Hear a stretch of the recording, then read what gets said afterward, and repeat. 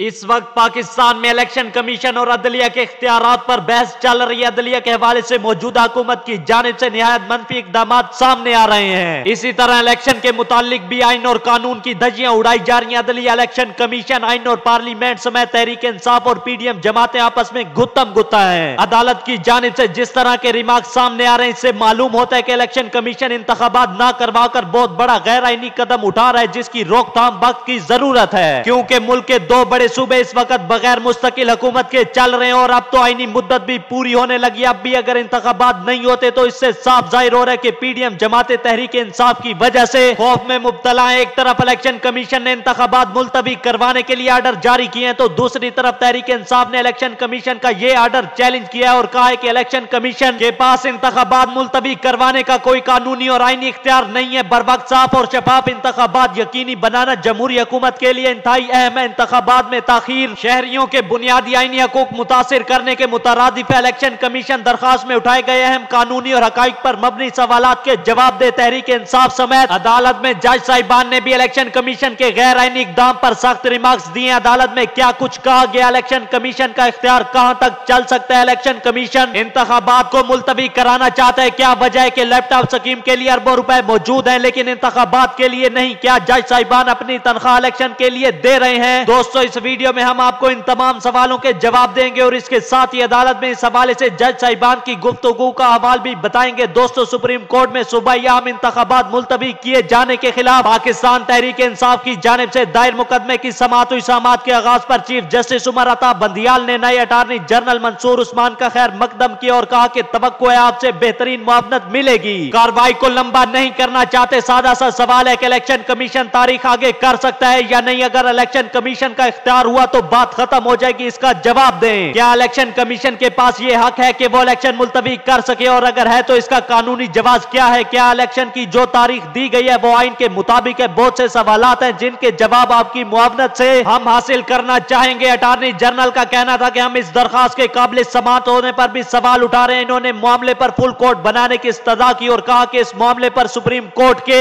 इज्तिमाई दानिश की जरूरत है। PTI के वकील अली जफर ने दलाइल देते हुए कहा कि इस दरखास्त में 4 सवालात उठाए गए हैं। एक ये कि क्या इलेक्शन कमीशन का इकदाम आइन के खिलाफ है। अटार्नी जनरल का कहना था कि अदालती फैसला अगर 4-3 का हुआ तो किसी हुक्म का वजूद ही नहीं है जिसकी खिलाफ वर्जी हो। अदालती हुक्म नहीं था तो सदर मुमलिकत तारीख भी नहीं दे सकते थे। 1 मार्च के अदालती हुक्म को पहले तय कर लिया जाए। इस पर चीफ जस्टिस का कहना था कि इस वक्त मुकदमा तारीख देने का नहीं, मनसूख करने का। जमहूरियत के लिए इंतखाबात जरूरी है। PTI के वकील अली जफर का कहना था कि सिर्फ फंड्स की कमी के बाइस इलेक्शन मुलतवी नहीं हो सकता। अमन अमान और अमले की किल्लत भी इलेक्शन मुलतवी करने का बहाना है। पहले कोई इंतखाबात की तारीख नहीं दे रहा था, अब तो सुप्रीम कोर्ट के हुक्म पर इंतखाबात की तारीख का ऐलान हुआ है। यह कैसे मुमकिन है कि जिस इदारे का काम ही इलेक्शन करवाना हो वो आईनी जिम्मेदारी अदा न कर सकता हो। चीफ जस्टिस ने रिमार्क्स दिए कि कोई कानून इलेक्शन कमीशन को इंतखाबात मुलतवी करने का इख्तियार नहीं देता। दोस्तों, इस मौके पर चीफ जस्टिस मुनीब अख्तर के रिमार्क्स भी निहायत दिलचस्प थे।